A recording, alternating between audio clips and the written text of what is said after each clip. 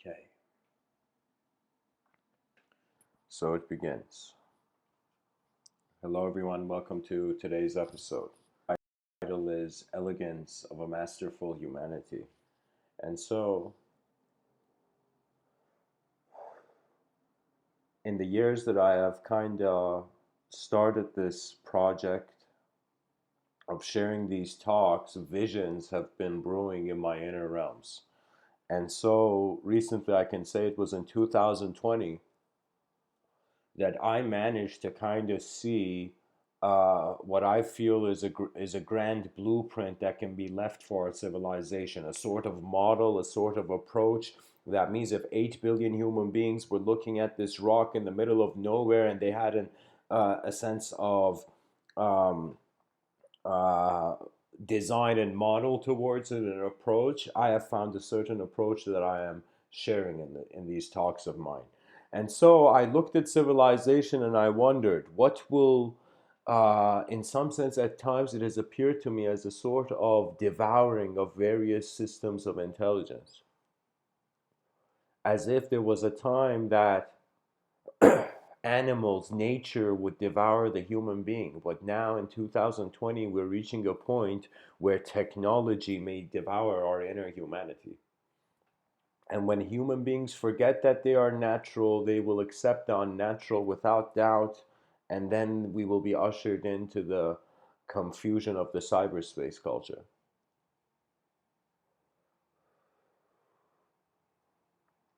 So, what I mean by that is that I've kind of looked at civilization. I see we're creatures on a rock.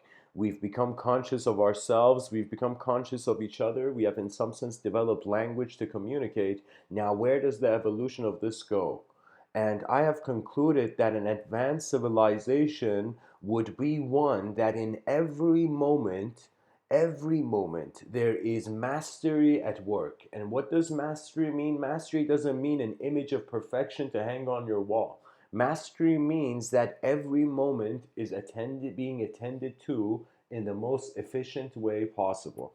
You see, if you look at the life of a person, like what really happens in a day, you can say every person's life is a sequence of activities.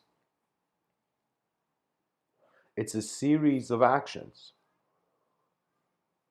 And so these actions are constantly changing the overall view. It's kind of like life is, let's zoom in.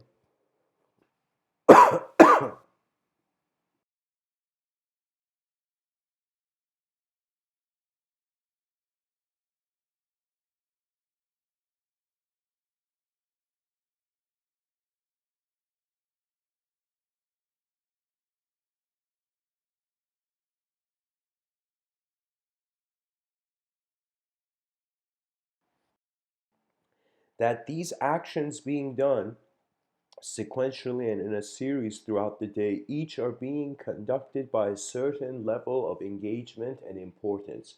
If you realize, if you just simply notice that what has separated, I mean, this may be a general statement, but just a second, guys.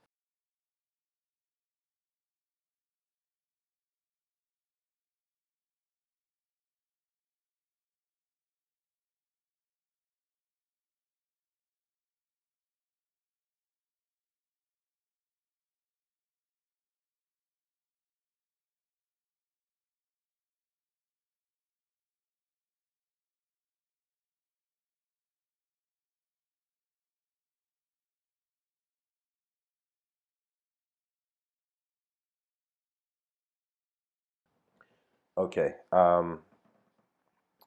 Pretty much, guys, every action can be conducted with a certain level of efficiency. I find that what separates the greatest human beings on earth from those that you can say did not try was their level of effort and how important the world was for them.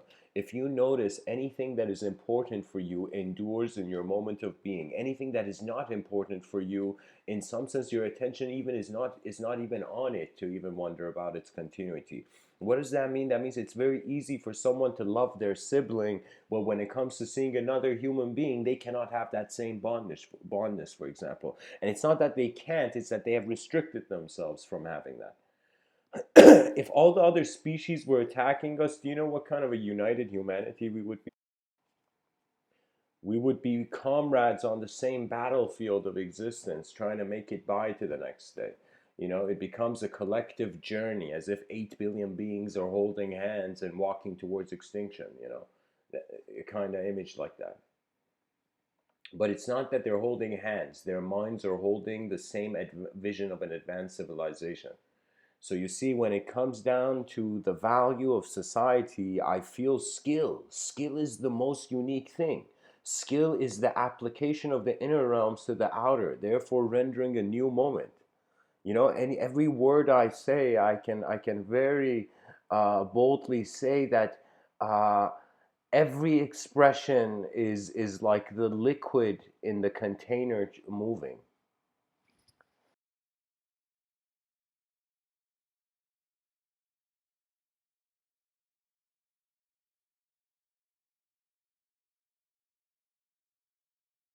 The image that I am trying to paint, when I say the elegance of a masterful humanity, is really a world where before people are judged through stories of right and wrong, we look at the efforts of the human being. And this is so crucial because our civilization has not gone to a level where they can just know the inner effort of the human being. The inner effort, unless communicated, is just something dwelling in your own vision. I have noticed imagination, because other people can't see what we visualize. It's as if it's a private room that one's consciousness has access to. So I can kind of very I think many human beings are experiencing it like this, that what appears to be imagination, what appears to be thought, are appearances of images in what seems to be a subtler dimension, an invisible room. Okay, so the mind is strangely not bound by the body. And what does that mean? That means there's a level of philosophy untapped yet by our civilization, which is a philosophy of behaviors beyond the human framework.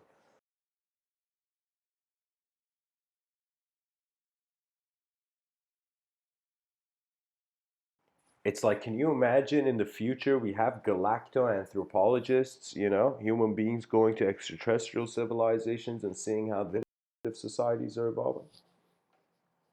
The mind is an open space. At best, I'm kind of wondering, like, what are 8 people doing? And we're in a waiting room. I am telling you, all beings in this plane of existence, we're in a waiting room, literally like the doctor's office. When we're waiting, it's like, when is it our turn for, eternal knowing?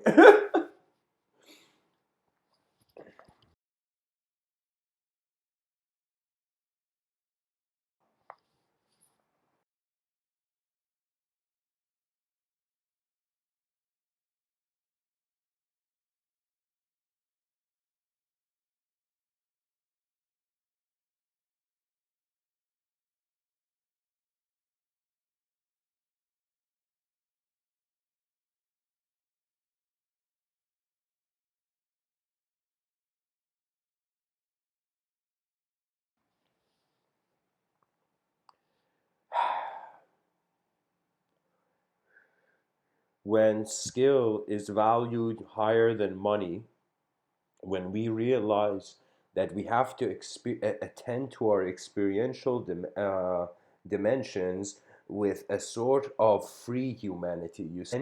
Any person can wake up in the day and they can have an impression. Just like people give you impressions of who they are, guess what? Your whole world, your whole moment is constantly giving you impressions. And once you realize the act of conscious living is being aware of how mind is navigating through phenomenology as phenomenology, that's when you can say mysticism begins having a spark in your life. The unknown begins to fascinate you, and as you search, I can't tell you how much of what I have come to know wasn't just there. It's not like everything is planned out and everything is like a book one can read. Many things in life, more than one impression in the moment is required, way more than one impression is required to get to know something. You know, imagine how long it takes to get to know a person. Now imagine how long it takes to get to know a world, a dimension. Ultimately, a civilization that is chill, that is compassionate, and that is masterful. The skill factor is very crucial. Now, in regards to skill, there is this worry I find that as automation kind of sets in and many labor jobs that required repetitive human activity are in some sense, it's pretty much robots are going to steal our jobs. Yeah. And so when there is this sense of external skill being reduced because technology and robotics is uh, literally taking the chair of evolution from the human being. All the things that we had to perhaps naturally evolve to attain, we have depended on our creations. We are like human beings who their strategy was to have children, and and they were waiting for the children to build the world. You know,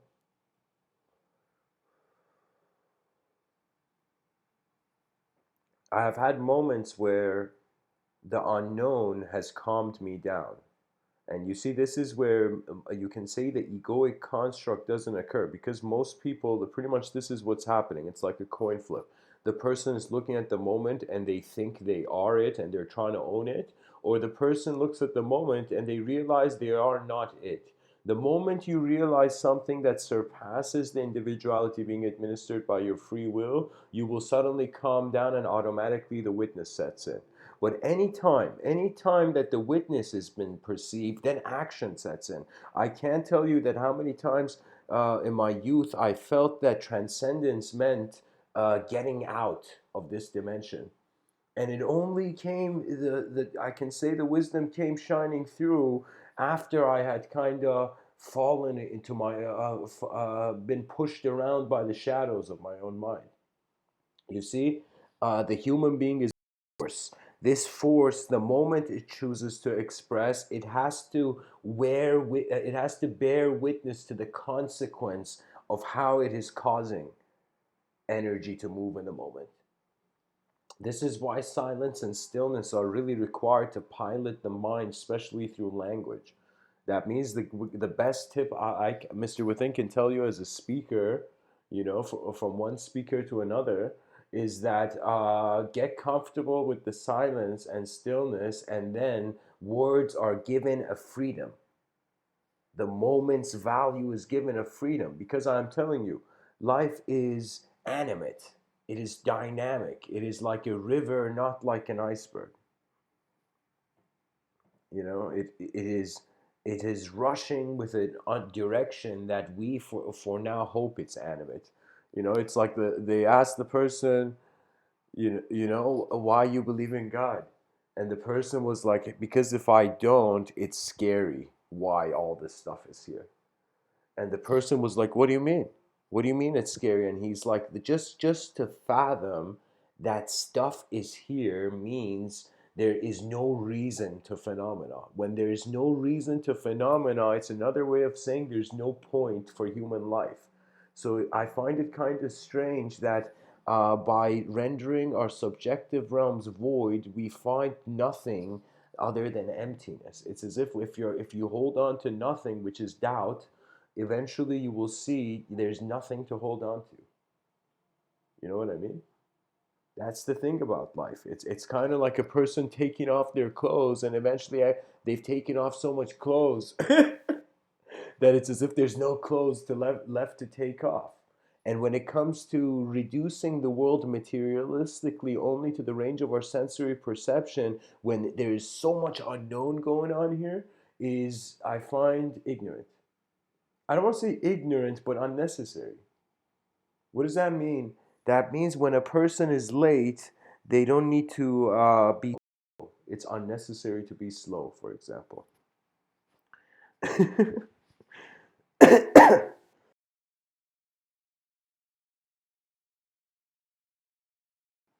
I find in order to give to do justice to this talk, I need to explain how I perceive mastery and how that kind of fits in with humanity.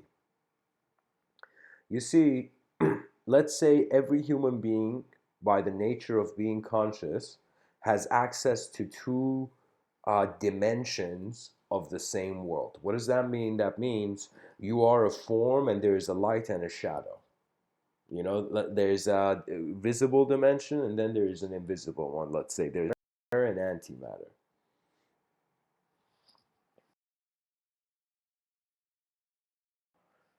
Now, what does this mean?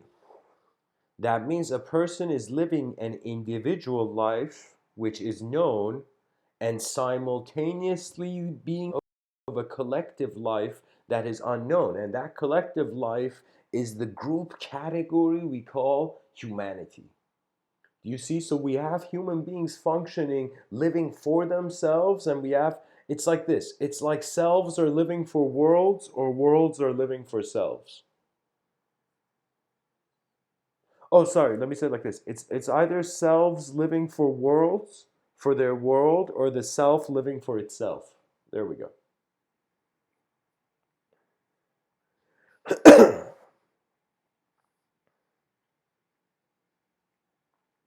So you see, it's a mastery of the recognition that the individual life has zero, let's playfully create like a term, legacy value. It has zero legacy value, you know?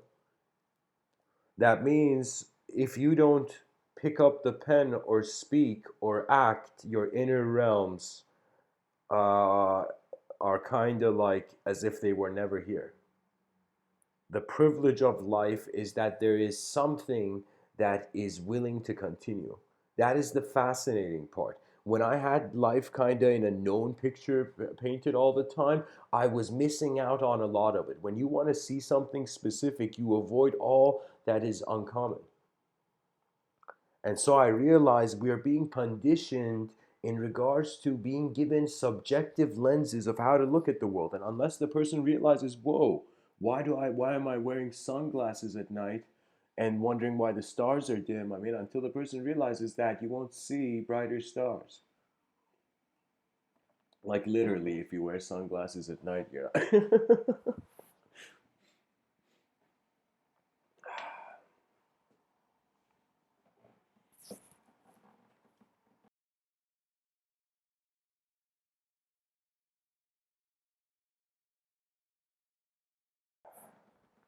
Imagine you wake up and just like the movie Kung Fu Hustle, where they were like the tailor guy, the chef, the angry lady of the block, they were all kung fu masters. Okay? So if we just take into consideration that we live simple, objective lives and start harboring complex inner realms. That's what I mean by a masterful humanity, a kind of civilization that has attained self mastery. Now, what does that imply? That implies literally we will be simple fools in our outer realms, compassionately blind fools. Just hear me out. Objective realm simple, subjective realm complex. And anytime the objectivity requires more complexity, the inner realms compensate. So what I mean by that is in order to survive in not just the fittest way, but the most efficient way, we have to be living in more advanced worlds behind our eyes than in front of it. In other words, humanity has become responsible for its own evolution. And for the first time, the choices of the creature matter in how the world moves it.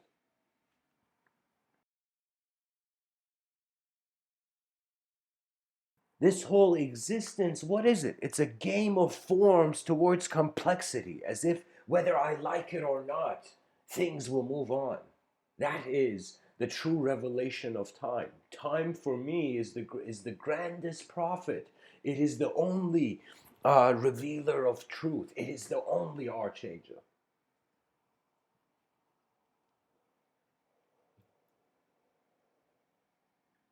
And when I say time, I don't mean linear time. I mean the movement of manifestation with a direction.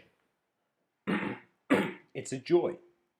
Life is a joy. All the things that the human being thinks it's complex, if you literally carelessly, I don't want to say carelessly, but like literally, if you had this endless playful endurance, that means you didn't think it's like you saw something, people told you it's impossible, and you're like, okay, okay, I hear that. I could totally see how it's impossible, but I saw that. I saw how the thing was impossible. I still haven't seen its possibility. So then this endless effort arises. You know what that means is when something becomes important for you, you will revolve your world around it. And Mr. Within is saying, now make your mind the most important thing for you and study the self and how it's occurring. And hopefully, I don't know, before I transition, we have some sort of school of advanced communication and documents of people's inner realms. Every human being should be literally journaling like an explorer for the first time in a new land, how their imagination is coming across and how there are rhythmic moments of observance where patterns, once recognizing their source, their effect changes. So, do you know what that means? That means, like, I'll give you an example. Imagine somebody's called you a bad person, okay? And let's say you've heard them and you're like, oh man, I'm a bad person. And you're going off this impression, and suddenly you realize one day when you notice you haven't done anything bad and all that you have done has been good, for example. This is the example. The person, what happens is that person suddenly realizes, when was I bad? Do you see the child's mind is an open space where the world is throwing definitions at it? Every young human being is being stoned by ideology. And it's like, I'll tell you something cool. Your intellect, and whether you're religious or non-religious, I'm telling you, even it's like the doors of science are open even to the religious man, you know? And I will tell you, regardless of your belief, there is a world here that's okay being fascinated about.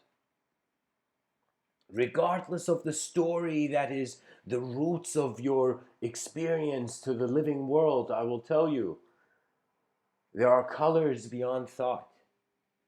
And we're just realizing, you know, we're just realizing that we are not just images in a moment, we are the whole thing. You are your whole moment. Ta-da.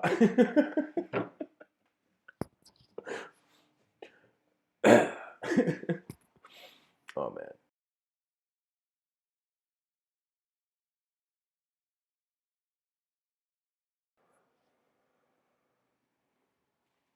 Here I've written down, skill is all we care about. I mean, like, I've written that here on this piece of paper, but the way I meant it was that a civilization, that any person with skill will have an access. You see, it's all about. Here's the cool thing about building a multidimensional system. You have no choice but to start with one dimension of consideration. Now, that multidimensional system can be embedded all in one dimension, or it can all be separate dimensions on their own. What does that mean? That means you can see the Pink Floyd album cover and see that it's one light beam, but it can also be the color spectrum. Do you see? So that's what I'm saying. There's a choice when it comes to your inner realms, and that's why you need to pilot. You can go on throughout the day perceiving as if there are veils, there are portals to other dimensions, or you can even perceive that all portals to other dimensions are in one dimension. Do you see? The mind has your attention pierces through. Your direct experience is the author of your subjective landscape.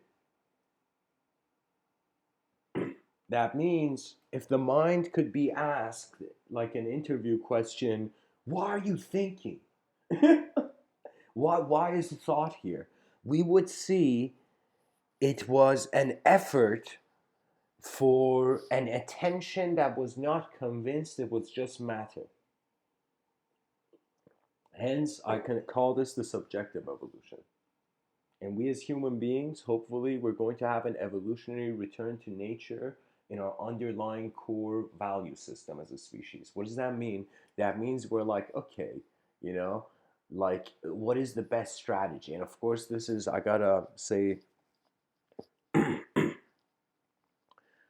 don't know. This is Amin Jabbar Ansari's, or let's say Mr. Within's vision of Civilization 2.0.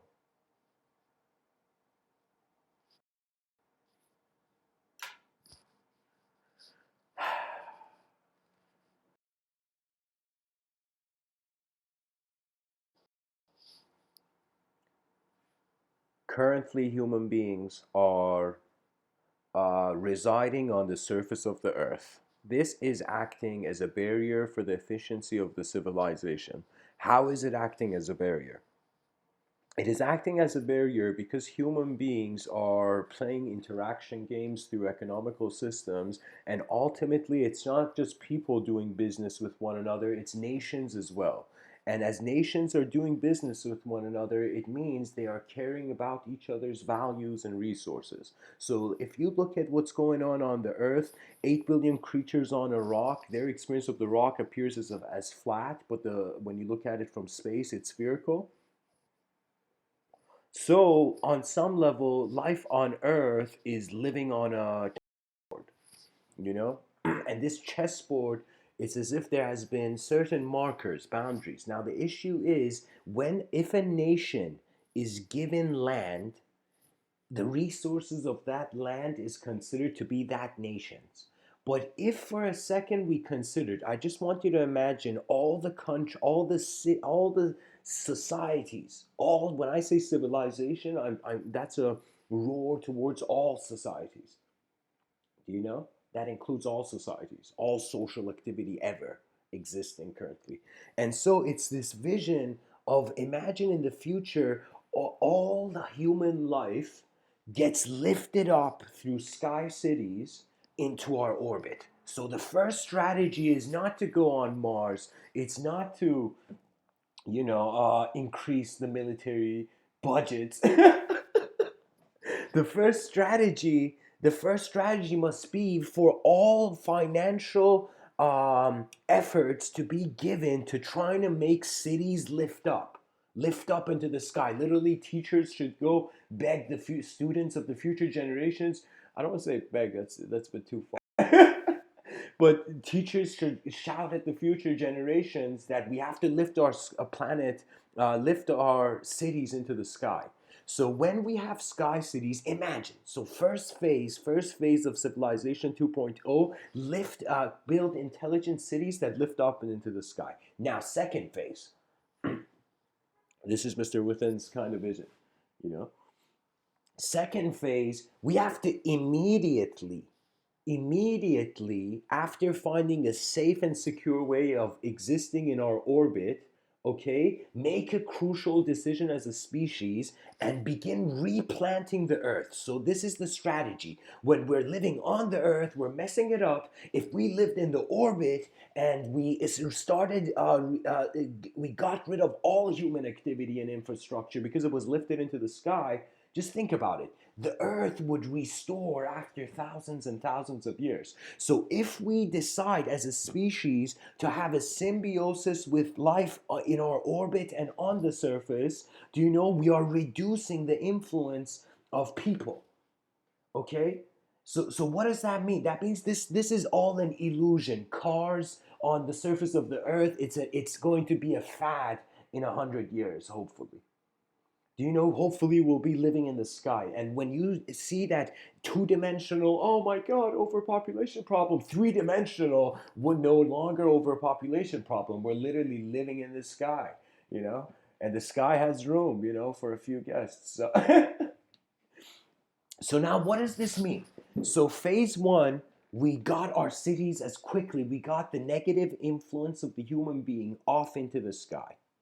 The second the second phase, we planted the earth. We started project, I don't know, let's call it, I remember my whole art collection, I called it Project Heavena Geometrica, you know. Let's say it's the effort to restore earth, and we build earth, turn like literally we're building paradise on earth by getting rid of man who was ruining the paradise in the first place, Not getting rid of man, getting rid of man from living on the surface to living in sky cities.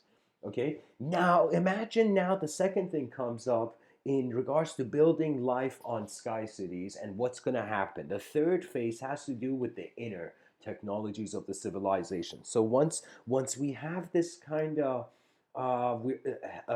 restoration of the earth by us living in the orbit, then in all those, that means centuries have to pass of us living in our orbit and just for vacations going down on earth, you know. And so what does this mean? This means that in the sky cities, the third phase is to what did I say? What did I say before? Just a second, guys. Let me remember this. Um,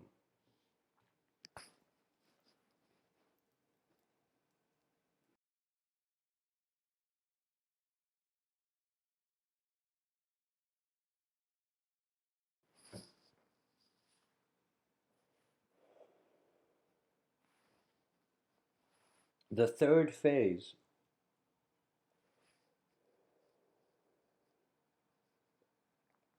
is the revolutionization of inner technologies, and pretty much we're going to live normally in the sky cities, but we're going to be occupied with digital virtual reality.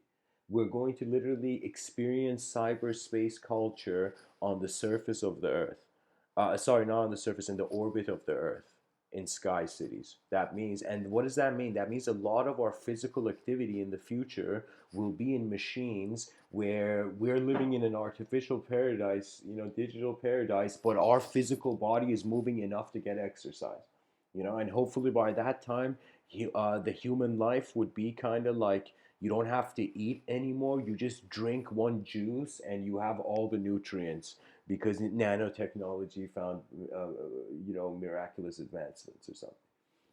You see, we have to start. It's just like this. Like any person who wants to go to a party or to a nightclub or something, what do? In your mind, you see a vision of yourself that is different. So then you get ready in accordance to that vision.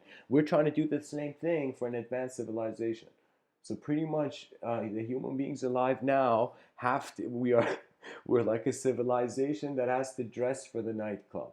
You know, we have to dress for extinction.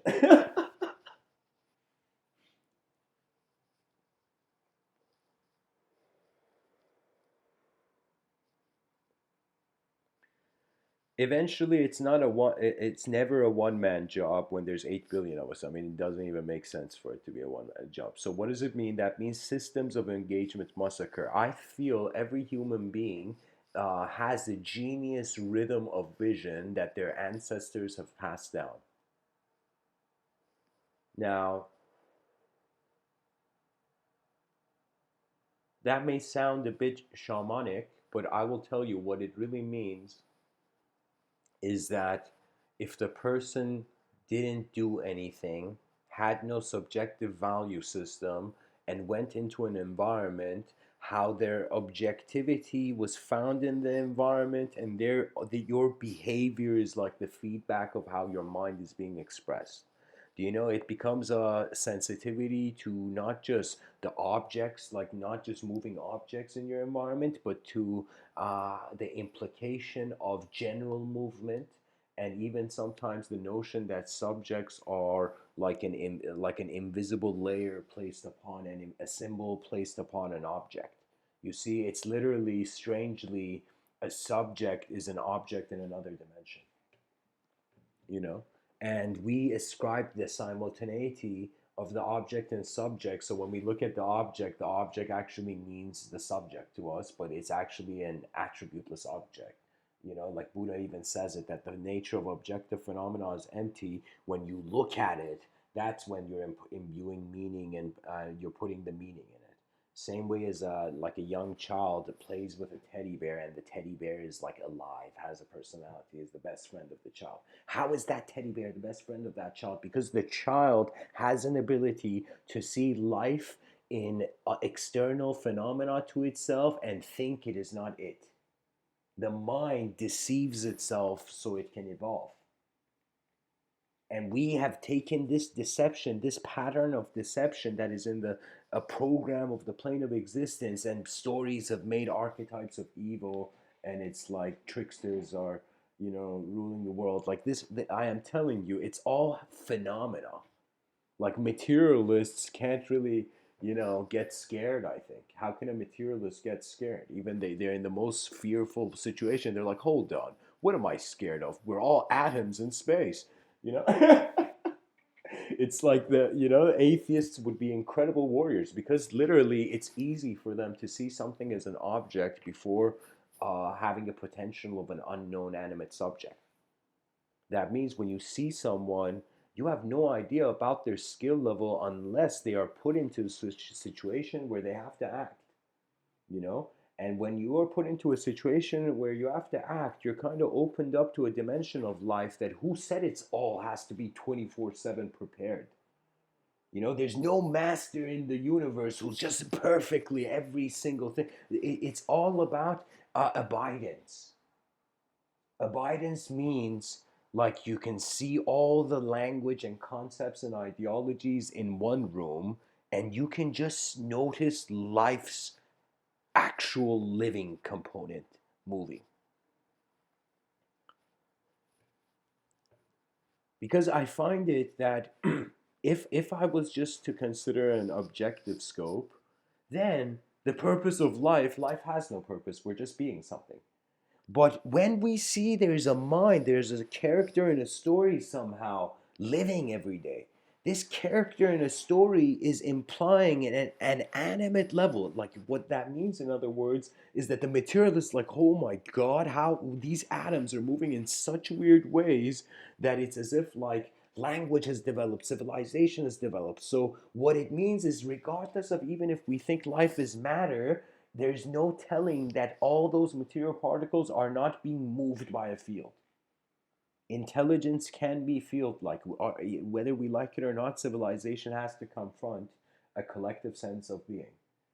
The issue is it can't be ideological, because most human beings live through their own ideologies, through their own experiences that craft those, that sculpt those ideologies.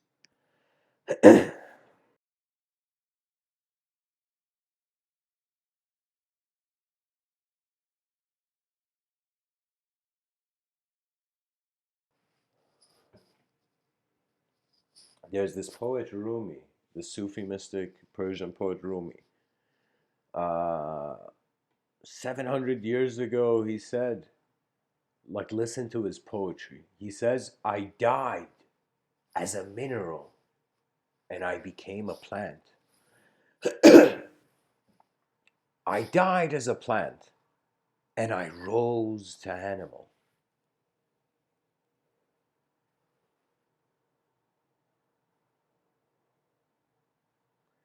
I died as an animal and I was man. Why should I fear death? When was I less by dying?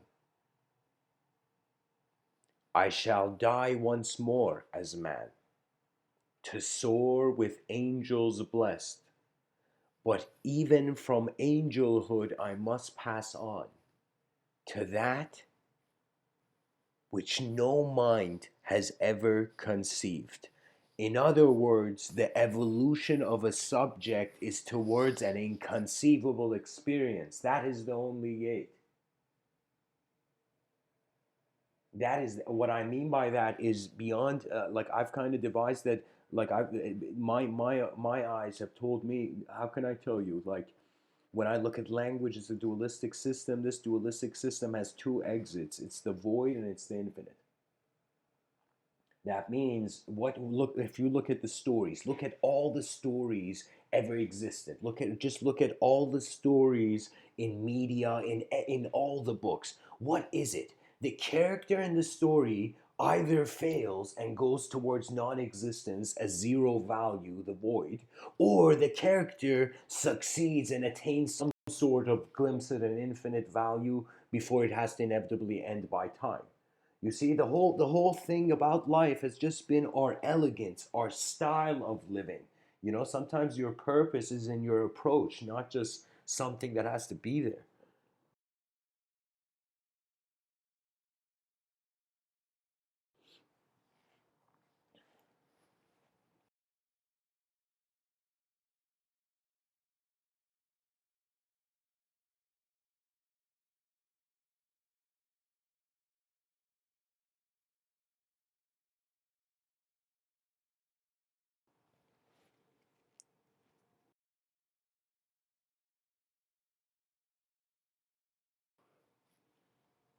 To prepare the civilization for pretty much more intense weather. And what does that mean?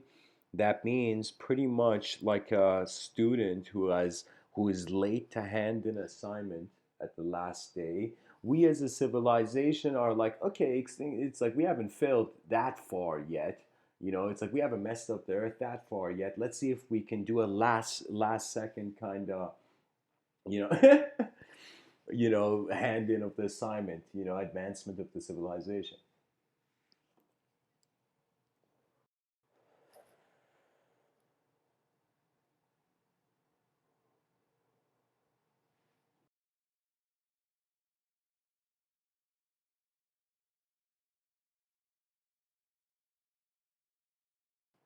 You know, I would like to ask the viewers, whoever is listening, or at any point in time listens, you can respond in the comment section. What does knowledge mean to you? Because playfully, for me, it's what my attention holds, and my attention is so instantaneous as energy conscious of itself that there is literally no search, nothing. Do you see what I mean? A drop in an ocean obsessed about still being a drop is confused. That means uh, we thought the truth uh, we thought the truth was we thought the truth was in the illusion, but the illusion is in the truth. What I mean by that is any sense that the mind is ambiguously projecting the moment into value. You see, it doesn't matter if you're in a simulation or not. Let me tell you why. Because either way, any type of experience of truth would be a sense of here. That means if life was a simulation, you are questioning how you're here, how here is here, you know?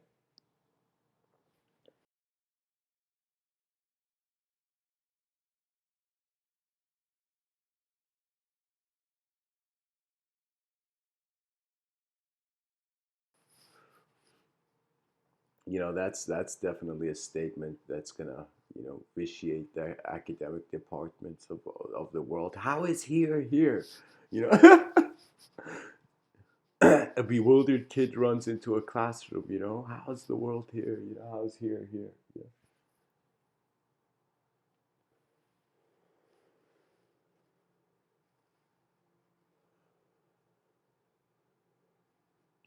It's like the mind is an instrument, and how you play it suggests the karma. Your karma is how you have held this instrument, how you have played it. And for me, something that, I don't know, it just like suddenly uplifted me from a lot of my suffering was that I asked myself, does it help me to see time in the sense that it's just past and future? It's just a past going to a future. And I notice if I take change too seriously, then there is endless reasons to suffer. Anytime anything changes, the person can translate suffering.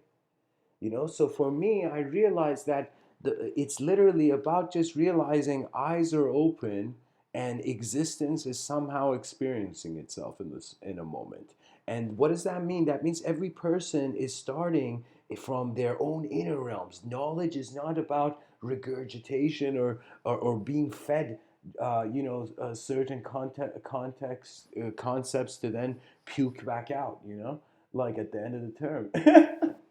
I'm telling you, it's one of those things where evolution of knowledge will be the self awareness to one's the difference between one's inner realms and outer realms. That means realistically, when I look at psychology and its evolution from Freudian times to the contributions of Carl Jung and to the kind of thing, it's as if in order for the psychologist, how can I tell you? It's like every human being is a driver of their own experience. Anytime you go to someone else to drive your car, it's like literally you being in a highway and asking someone else how you should drive your car. Eventually, the answer is look out your front rear window, actually look at life, go experience it, and then you'll see all your problems recalibrate to your last effort. That's pretty much it. It's conscious wakefulness grants effort, which this effort is as coordinated as it has observed before it has acted. That's how skill arises. Like, let me tell you something. Back in the day when people fought, for example, warriors came from battle. Like, imagine at the end of the battle where there was no enemies to fight, that warrior who was in this savage battle would just sit down. That warrior would sit down and just breathe, pant at the end of that war and be like, what did I just go through? And the contemplation of the way you're living life is access to a hidden film. Self meditation is accessing the hidden film that is your life. It is paying attention to your inner life and realizing ultimately that language, subjects, the content of your mind is not per se your choice. A lot of times, the type of thoughts people get have to do with the type of environments they're in. The environment is a thought, it's just one that's just purely materialized. You know?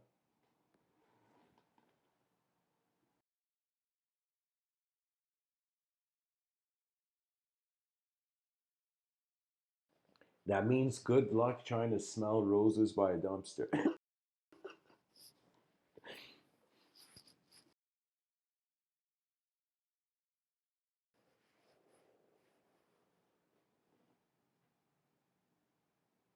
I don't know. There's something about life that requires the free will of all individuals to wonder about a potential advanced collective effort.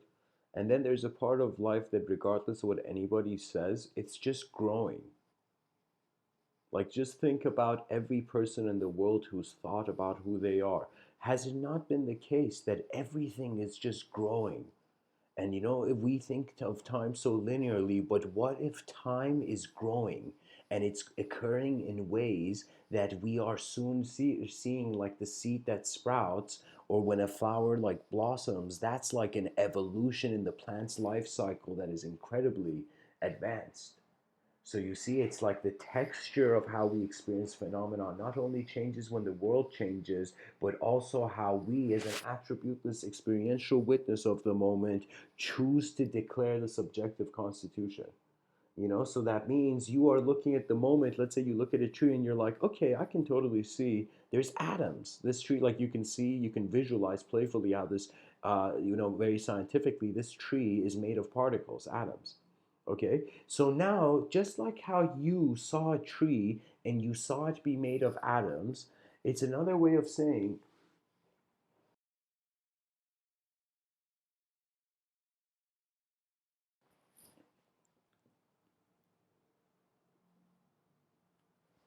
you looking at life and seeing it as an unknown value. You know what that means? That means look at any object around you right now. Like in front of me right now, there's a cup of coffee.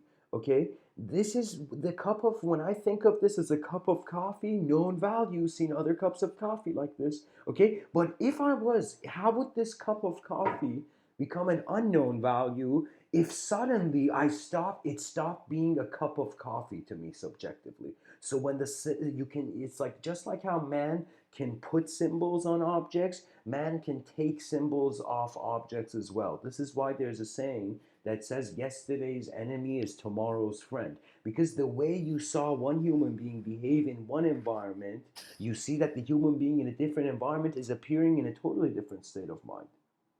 This is why I say we are advanced communicators as a species. We have to invest in the advancement of our vision, and we have to preserve the nature of the human biology. And who says we have to have a civilization that has only one effort? You see, the whole idea is stabilize in one dimension, then put your feet onto the other dimension. It's kind of like, trying to cross a river with the very few stones you see on it. When you see a very small stone in a river, like imagine you want to cross a river, okay? And you see like there's four rocks, and the first two rocks are stable. You see the third rock is this tiny small rock that you have no clue it's stable. And then there's the fourth rock, which is stable. It's obvious that it's stable. Then there's land. So I've been in situations like this, and that the way you have to travel is that you have to consider you only get one step on that one rock. That means that rock is not a stabilization point. You're just so you quickly go run. You literally run past the river. you know you run past the rocks, and when you run past the rocks, there's an instant ability to just exert one effort on that rock and hopefully hope that your foot doesn't go in. And be able to make sure your left foot gets, for example, onto the main rock, you know something like that.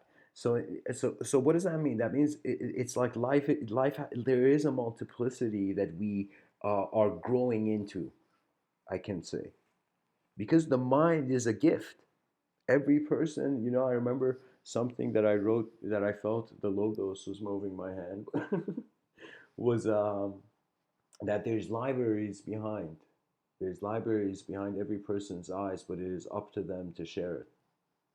And what does that mean? That means ultimately,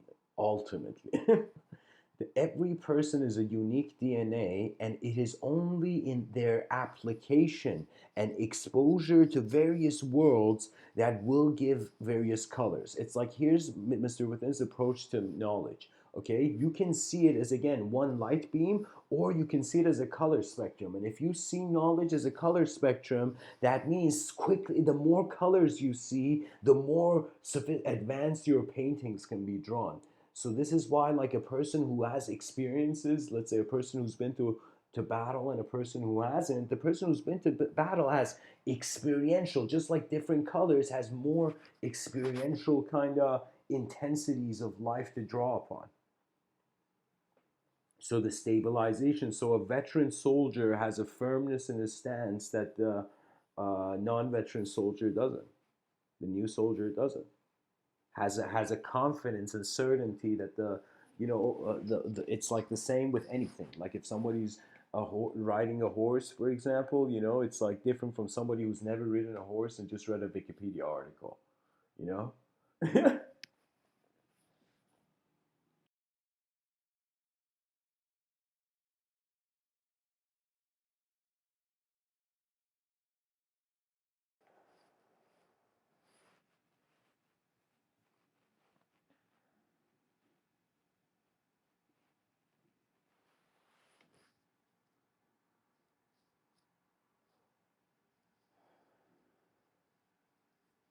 Time is just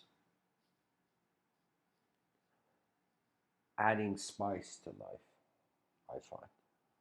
Beyond time, there are challenges that inevitably are collective.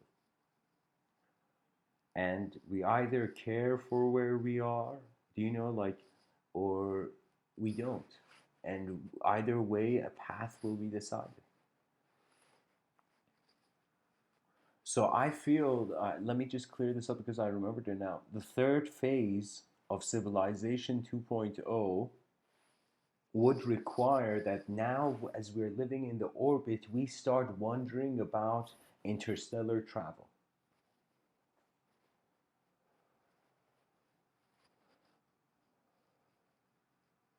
I think the greatest way the sky cities can be built, it's not the most efficient, but it may be the most time-wise efficient, is through a new relationship with the magnetic presence of the Earth. That means the sky cities can't go lower than a certain point magnetically. So they're always safe. They can never fall, in other words.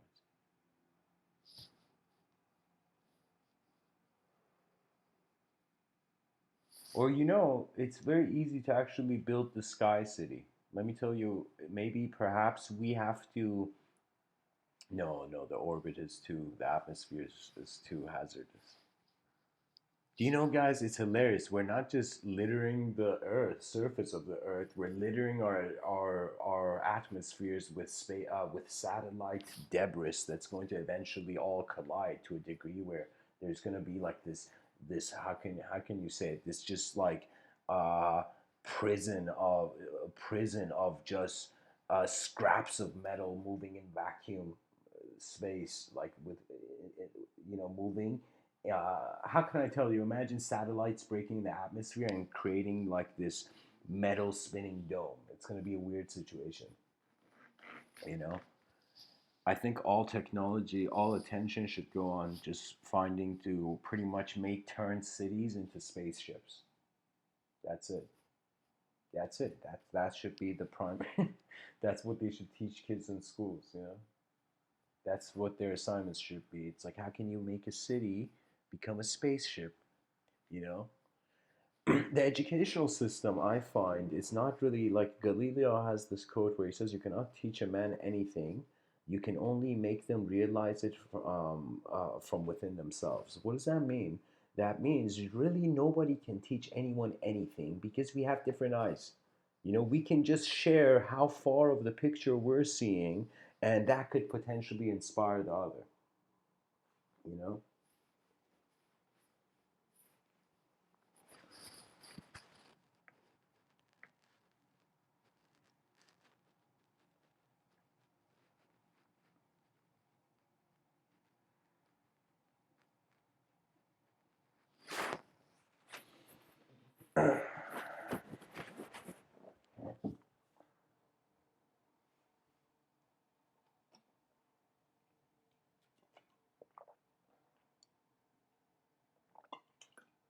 Oh, excuse me, guys. I need to wipe the microphone.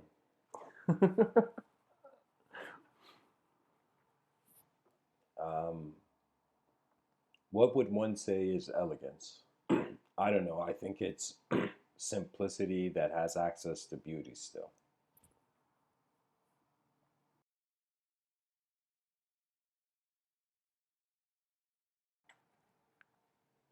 Imagine every human being, from the moment they're born, there is a melody that is being played always. This melody never stops, and this melody is your true nature.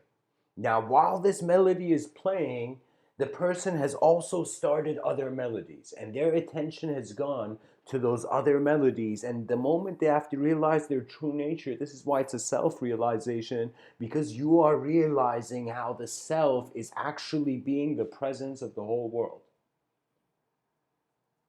It's fascinating when you see your mind is like the sky, an endless mystery. That is the myth of modernity. That men looked in the mirror and they saw infinity in the void,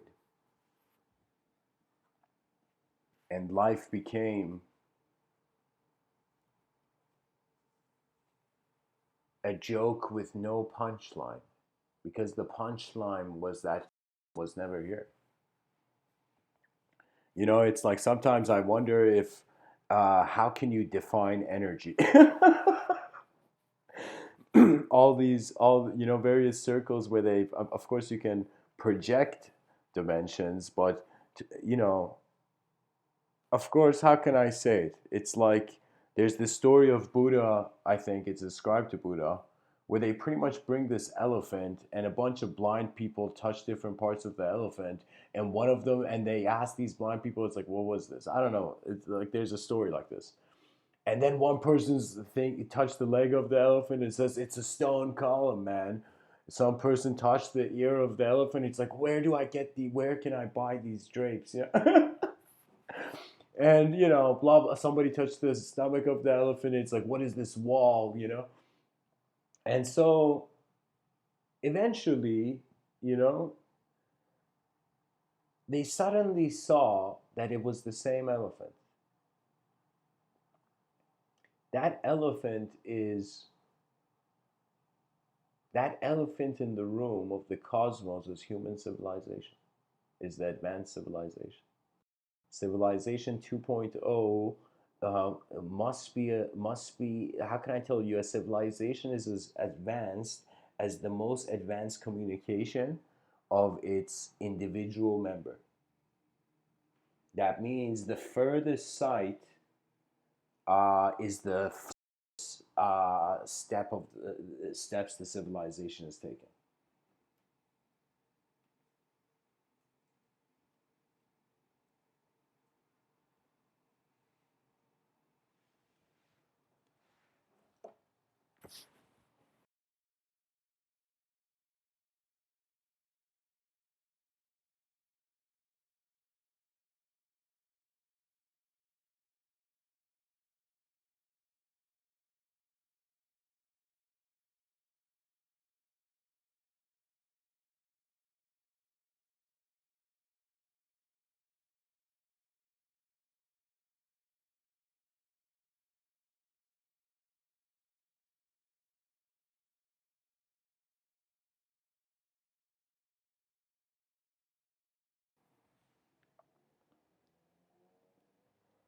You know, if you think about it, the only thing that is, imagine there's gravity, and let's say that of course I'm saying this to, you can say my context specifically so it doesn't intrude in other fields.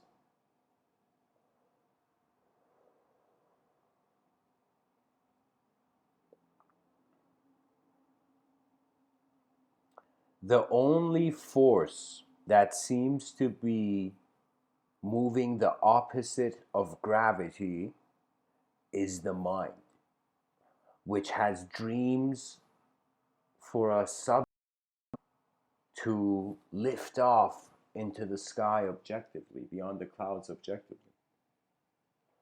Consciousness is resisting gravity, and that is how there is something here.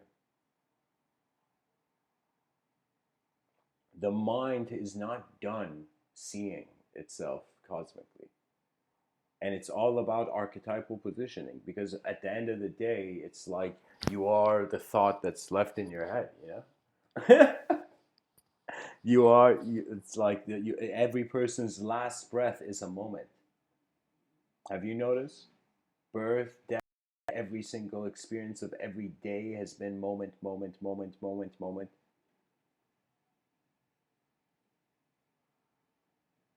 And this moment has been oscillating between known and unknown factors. And when you realize this, when you become comfortable with the unknown, then the doors of knowledge are open to you. When you become comfortable with knowledge, guess what? You can always go back to the unknown. You can always step out of any room of subjective architecture. You know? Language is a technology. The user of technology is not the language. In other words, there is a presence of an experiencer that is not the symbol, in other words. A belief, I find, is like a painting that has the person has brought their face so close to, like millimeters touching the painting, and they are so in that covering that painting that they can't outside of that belief, you know? So when we treat beliefs like boxes, then we're like, why do human beings define? And so ultimately, it's not that the belief is wrong, it's just that the nature of the universe changes. And in a changing world, truth is our own painting, is it not? To some degree, because our eyes appear individual. I think the mind is the privilege. It's literally like, how there's iTunes updates?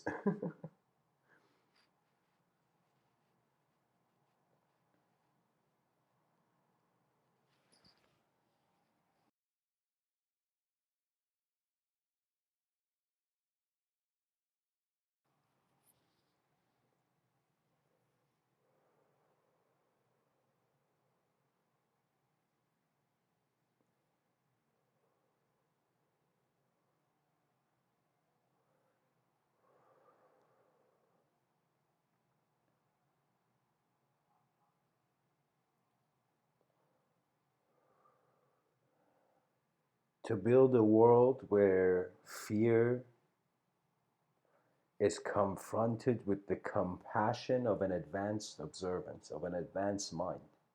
We have to usher it in somehow. I don't know how long will it take. Like when it's like, here's the cool thing. Anytime a person sees the potential of a future thing, they'll suddenly realize they can do it. You know, when your mind, when Michelangelo was looking at a chunk of rock and his mind was like, okay, chunk of rock. Holy shit, I see an angel in this chunk of rock. Let me sculpt this, you know? And so this master sculptor saw a vision, saw there was an effort in the lifetime to project all that knowledge has given one access to towards the unknown, to not fear the path of going forward. It's as if here's the ultimate teaching. Go forth. That's it. There's no greater wisdom. That your experience is poetically the rebellious rage of an evolutionary process at the face of an inevitable void. It's like while we're alive, the species sings in the most advanced ways. That means skill level increases. The way human beings are behaving now, I would say we have to. We have to give it a low percentage so we can update. So it's like every like, you know what it is? It's as if we're gonna have a compassionate civilization of unsatisfied people when they look at each other's skills level, and they're not unsatisfied in a comparative way. They are unsatisfied to encourage the evolution of skill. You know, so imagine a child growing up in this civilization. Its education would be in paying attention how we can advance the skill of the child and advance it based on its own preferences. Do you know? So that's another talk where it's the complexity of solving certain riddles of how a proper educational system must be designed, and that's pretty complex. Like to design a curriculum for an advanced civilization, I gotta probably like have like at most like a page and a half notes to talk about it, which means it's gonna be like I don't know, maybe 6 hour lecture. But whatever. Like my idea is that attention uh, reframes. And skill at times is the ability to just direct effort or have the continuity. So before failure, the inner life is occurring. The inner life is an effort. What does that mean? That means your mind is in the situation and it's like, I'm going to keep going. The mind is running. You know, when failure arises, for example, let's say, and some whatever definition of failure there is, you know, let's say some sort of failure, and let's say we say failure is inefficiency. Let's say inefficiency arises. What can one do? What can one do when something unnecessary happens? You can at most just look at it and be like, oh, okay, you know, something unnecessary happened, and then still continue towards the necessary. Or you can try to be like, why did this unnecessary thing happen? And suddenly, you know, spiral into chaos. This is the unique thing. We are not thoughts. And so, in other words, Mr. Within is saying we're not objects, we're not thoughts. In other words, we're not subjects.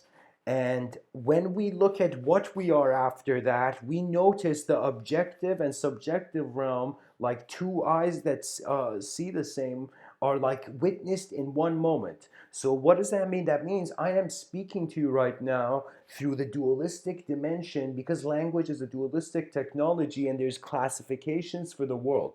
But the moment I stop speaking and I return to the silence, then there is literally just singular presence of phenomena prior to any opinion. And that singular presence of phenomena beyond opinion is a realm where experience hovers, experience is becoming the space where language occurs through. So when someone speaks, technically they're experiencing something behind their eyes. And that experience is moving at different speeds. You see, the speed can be accelerated if one knows the destination, let's say the destination is infinity. So what does that mean? Human beings are such temporary creatures and they're getting bored with their temporariness. And so they're like, okay, you know, how am I eternal, man? Let's figure this out. And we're realizing the language is the definer. The transparency of the language is the clarity of the experiencer, of course.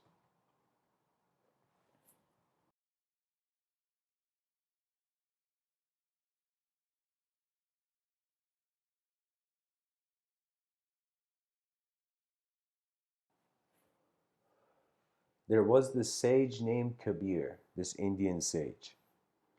He witnesses this kind of, he's like meditating on the street somewhere, and he suddenly sees like some crime happen, and he's the witness, and he's brought into court. So they brought this yogi like that meditates in the mountains to court. And so the judge is like, there's two people who fought, and the judge is like, tell me who hit who first. And then Kabir is like, I can't tell you. And then the judge is like, what the fuck, man? The judge is like, Kabir, what does that mean? Why can't you have to tell us, you know? And Kabir says, I can't even if I wanted to. And they're like, what do you mean? And he's like, what the eye saw is not what the words say. And the people in the court and the judge is like, what the fuck? The judge is like, what does that mean? You know? And then Kabir keeps saying, what the eye saw is not what the words can say. What the words say are not what the eye saw. And he is simply suggesting that he was at such a crystallized level of self awareness, you know, where he noticed this is something that many people like, I have to even ignore when I'm speaking, or I wouldn't even be able to speak. But it's really Kabir noticed that anything you see right now is not the subjective realm. He noticed the subjective realm and the objective realm can never be each other, but are defined by each other. They are like the yin yang symbol. You know, it's they are like the spiraling, those two spiraling dragons, one white, one black. You know, and as they spiral into the sky, the moonlight is their intersection. You know.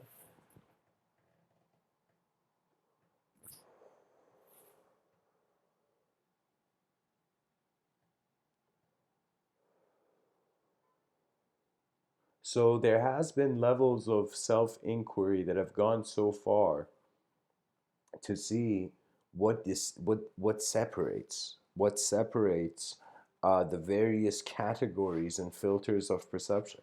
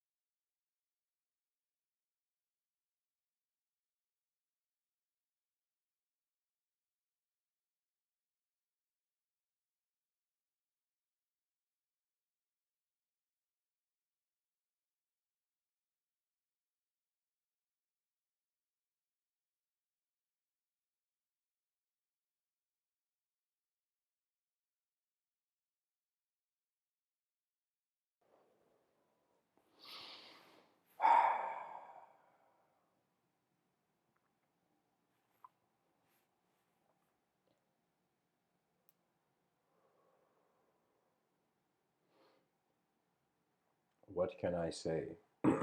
We are in a universe that is as alive as we are.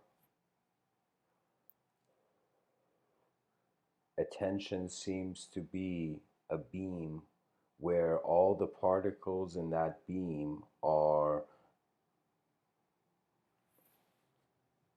the ways the world can turn.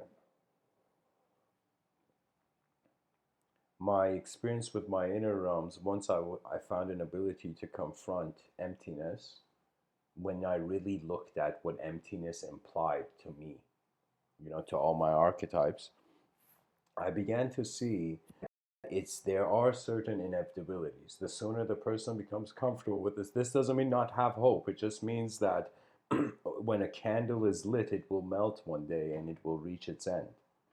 And so, we as human beings, this is why I say we are not just evolutionary beings, we are evolutionary opportunities to advance civilization and give the greatest gift to the future generations. That is the whole point.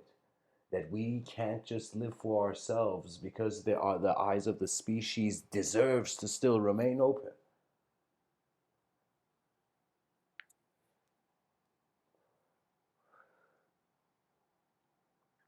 That means, like, you got to think about it, guys. You got to think about it. That there are human beings on this planet that discriminate against other human beings, but there are also human beings that defend those who are discriminated in the moment. In other words, around the world, the good nature of man is causing hidden heroes.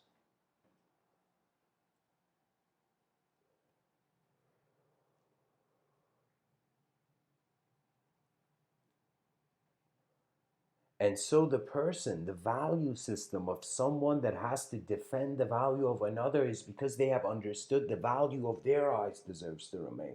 So the value of all minds are, it's strangely, they're equal. That means when you see a poverty commercial on TV, don't just cry by seeing that child is hungry. Cry for that mind of that child that could have been the next Einstein. And so resource allocation seems to be the most, I'm sorry, but the most meaningless cause of suffering that can be solved. And if we have sky cities, the earth becomes an endless resource station, and pretty much borders don't restrict resources, so every being can access whatever, you know? But the whole intention is that the civilization 2.0 is trying to build earth as a new heaven. So we are trying to make it into like an earth before human beings were on it. Believe it or not, we're trying to create the garden of paradise. I think that would be a kind of cool ethos to the.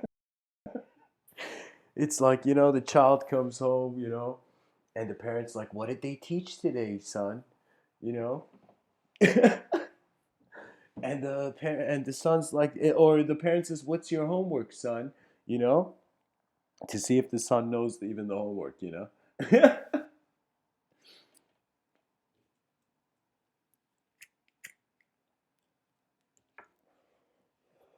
And the son says nothing, mom. The teacher asked, all the kids in class, you know, to think how we can rebuild Earth as a paradise for the next thousand generations ahead. So the teacher assigned us that homework. And the mother's like, what kind of school? Can you imagine the parents of that kid's like, we want to go talk to your principal, and the principal is an actual alien.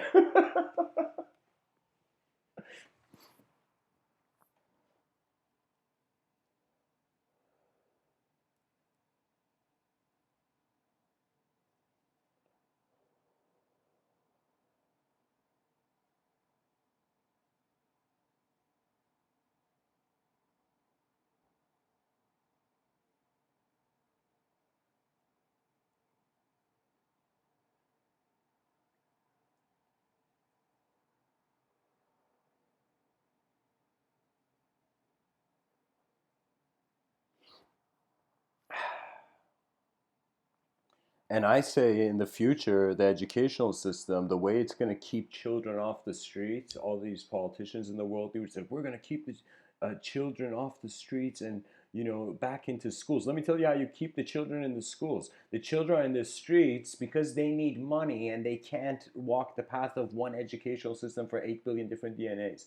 You know, so ultimately the implication is that the educational system should pay the child. So it's like if inevitably the path of education leading to a sort of economical survival, then the child has to begin having an economical exposure to the interaction kind of mindset sooner. Do you know? That means the educational system, just like the movie At the Enemy of the Gates, it's not giving guns to its soldiers, it's giving bullets to its soldiers and giving guns to one of them. Do you know? And sending them to the battlefield. And they have no way back and forth. Do you know? What does that mean? That means the educational system is fit for some, not for all. So when its educational system is not fit for all, we can say it's a local educational system. It hasn't even tapped beyond certain boundaries of access. And ultimately, I find all institutions of governance, once the people can govern themselves in advanced ways, become resource stations. So what does that mean? That means it's like there's this idea that human beings need a government because they can't govern themselves. Okay, but what if we reached a point where human beings could govern themselves? What would that mean? What would happen to the government? It would ultimately become a resource station. Literally, people will be explorers and they will have access to resources, and we pay attention to the quality. I'm so, you know, I'm speaking like an airline owner. We're gonna make the flights great. We're gonna make human beings, journey through life at high quality. Advanced communicators are gonna, assist any human being. You know.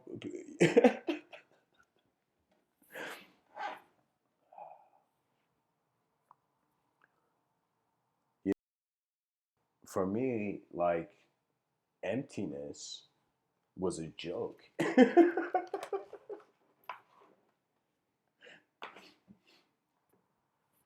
It's like facing the most chaotic, the most darkest archetype, the most chaotic, cruelest archetype, and then it's like the cruelest archetype expresses itself, and then it's waiting for your reaction, and you just giggle. And it's like you know what I mean? It shatters the ego of the chaos because it means that the value of an advanced civilization is the freedom of one's inner realms. Just like how the human being needs to have a comfortable space around them physically to be able to communicate properly. Similarly, there has to be a sort of comfortable boundary between certain subjective patterns. Because ultimately, what is it? Sensory data processing is turning into subjective pattern recognition, is it not? I think that's a good biomechanical way of explaining it. Yeah.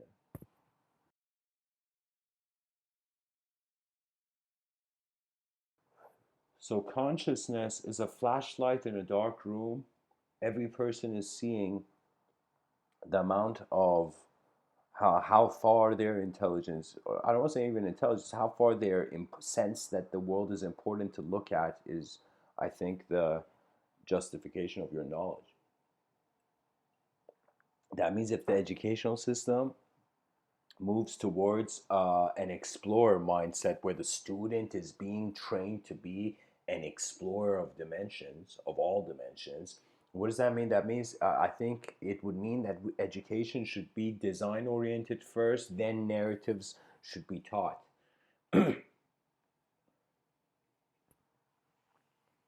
So pretty much we have to start planting the seeds of efficiency for an advanced civilization by the nature of how much we feel we're willing to see beyond our individual life to discover some sort of collective life.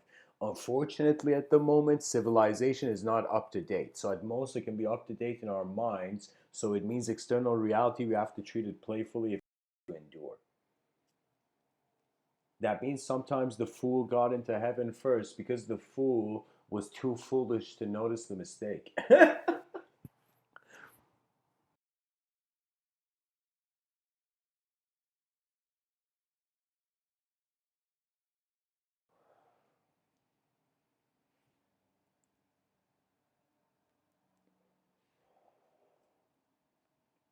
skill is all could perhaps be a slogan written on the walls of this, let's say, Sky City.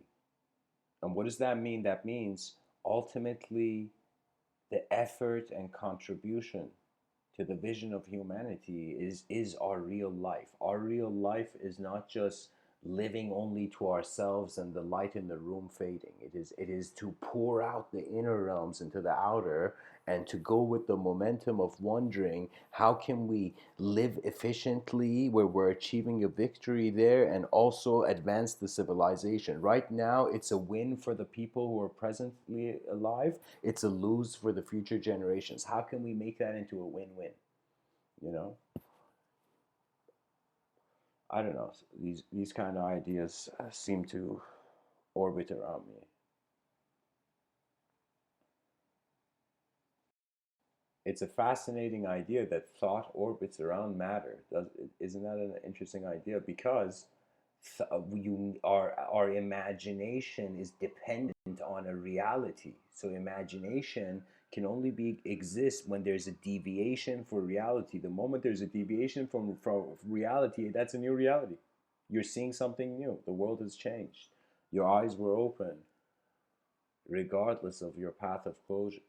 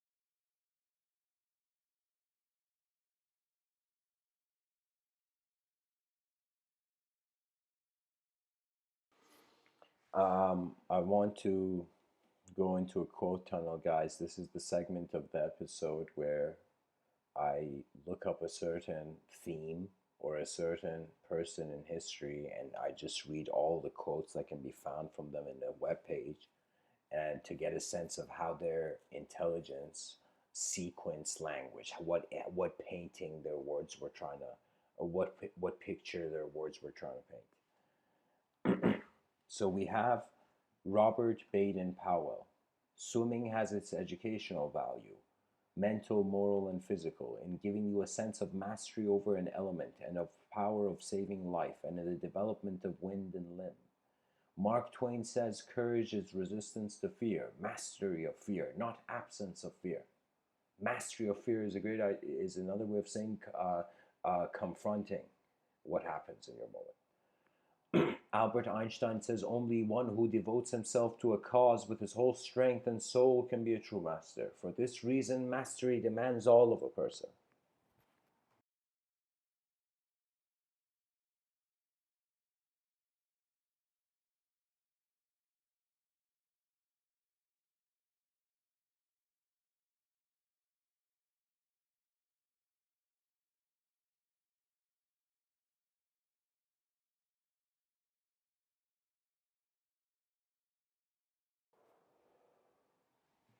Winston Churchill says, for good or for ill, air mastery is today the supreme expression of military power, and fleets and armies, however vital and important, must accept a subordinate rank.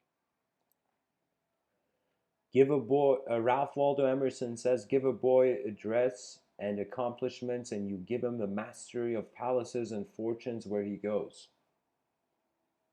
Yeah, that means acknowledge the living being and let it realize the world is an opportunity to apply the mind. That means you have one lifetime to kind of realize what you are.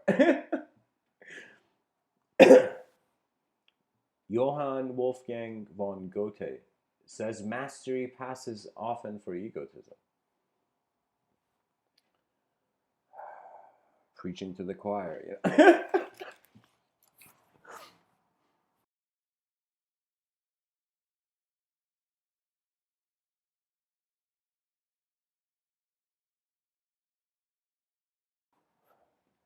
Alfred Lord Tennyson says the happiness of a man in this life does not consist in the absence but in the mastery of his passions. Susan B. Anthony says she who succeeds in gaining the mastery of the bicycle will gain the mastery of life. Michelangelo says if people knew how hard I worked to get my mastery, it wouldn't seem so wonderful at all. That means, this dude's hands were probably like, he definitely suffered from arthritis. You can't kind of like sculpt a statue, without having some sort of pressure. Hit your left wrist or right wrist, Michelangelo sacrificed his wrists for us, guys. People don't realize this when they go to the Sistine Chapel. Lucius Annius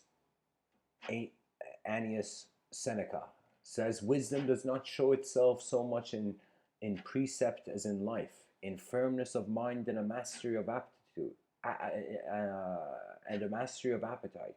It teaches us to do as well as to talk, and to make our words and actions all of a color. I think that's another way of saying zooming in, but that could be an oversimplification. Henry Matisse says an artist must possess nature. He must identify himself with her rhythm by efforts that will prepare the mastery which will later enable him to express himself in his own language. That's true. That means when you experience life, it's again, its dimensions have opened up, so you retain it.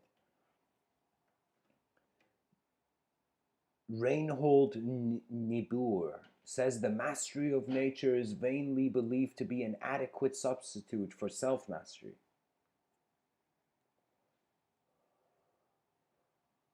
Tom Peters says mastery is great, but even that is not enough. You have to be able to change course without a bead of a sweat or remorse. That's true. That means it's like really, to some degree, your brain chemistry is like how your sense of self is on a surfboard of an elemental reality. You know. Arthur Erickson says Roman civilization had achieved within the bounds of its technology relatively as great a mastery of time and space as we have achieved today. And that's kind of like a happy and sad statement. It's sad, that means we haven't advanced further in depth, but I think we have. Because really the ancient Greeks had such universal mindsets that it's very hard to not have their concepts echo to eternity. It's like many cultures are like this. There were open eyes all around the world. Dorothy L. Sayers says those who prefer their English. Let me see. Should I read this?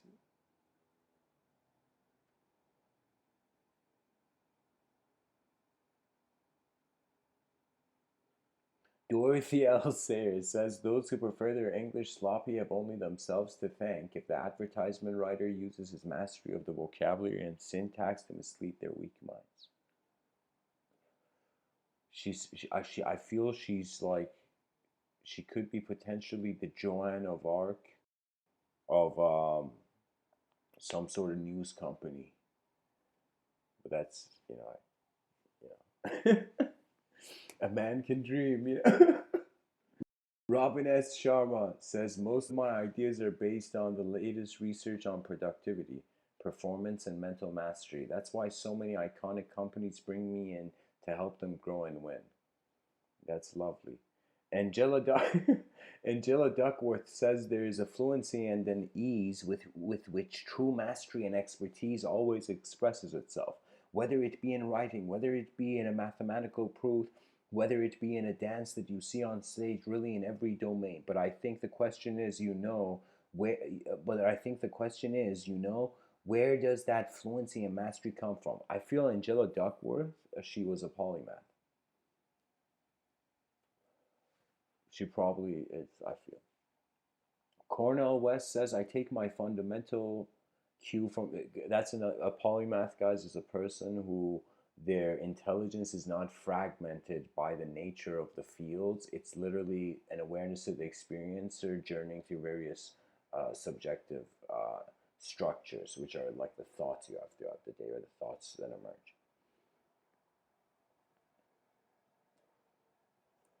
The mystery is untouchable to some degree. That's why I created the term the language threshold.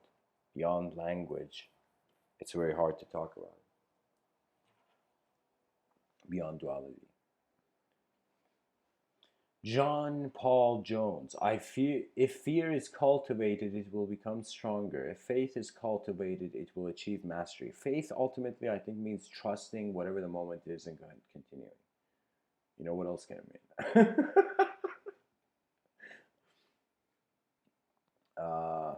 Man, I'm feeling silly today, you know. Steve Young says, okay, this seems political.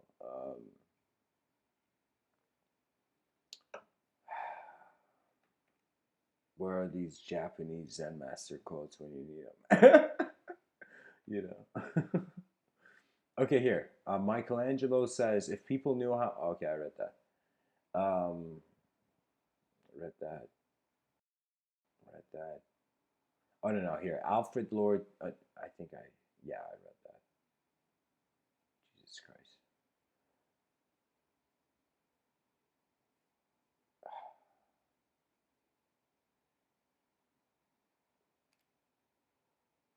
Seems like the quote tunnel has ended, guys.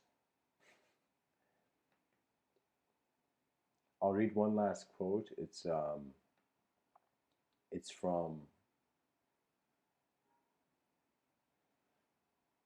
from Robert Greene. He says, mastery is not a function of genius or talent. It is a function of time and intense focus applied to a particular. Okay, I agree with the second part of the statement, but not the first part, because you cannot attempt mastery if you're not striving for the new. To strive for the new ultimately means you will have a unique angle. So any art form you practice, you kind of have your own intimate relationship with. That intimate relationship is some level of talent occurring. That means you can't happen without some sort of rhythm of occurrence. That rhythm is the talent. It's just the direction can be interpreted in many ways. Theodore Roosevelt says, with self-discipline, most anything is possible. And pretty much the yogi said, with self-awareness, you're enlightened. Lao Tzu says, mastering others is strength. Mastering yourself is true power. Because the definitions of power are emerging from the way you see yourself. Lao Tzu says, nature does not hurry, yet everything is accomplished. Lao Tzu says, speaking with kindness creates confidence. Thinking with kindness creates profoundness. Giving with kindness creates love. Pretty much being kind is good, guys.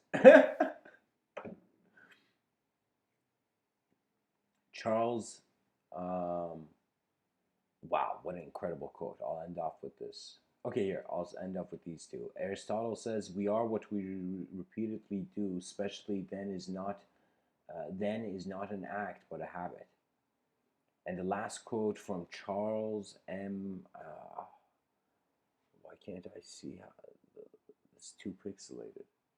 Just a second, guys. I'm gonna let it load.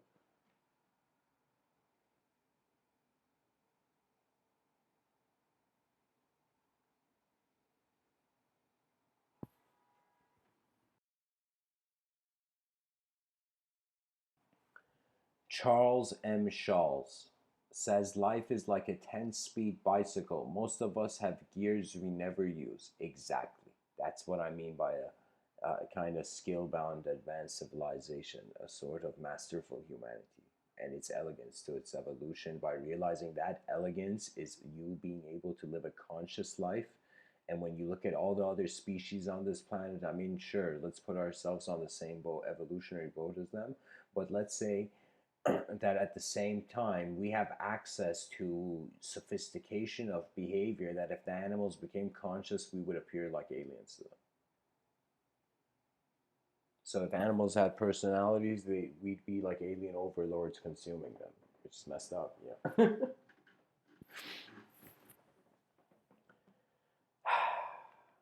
So anyway, thanks for tuning in. I hope this talk was helpful. Um,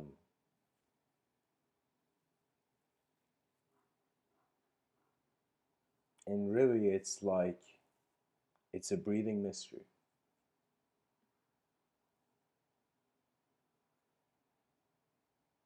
Much blessings and namaste.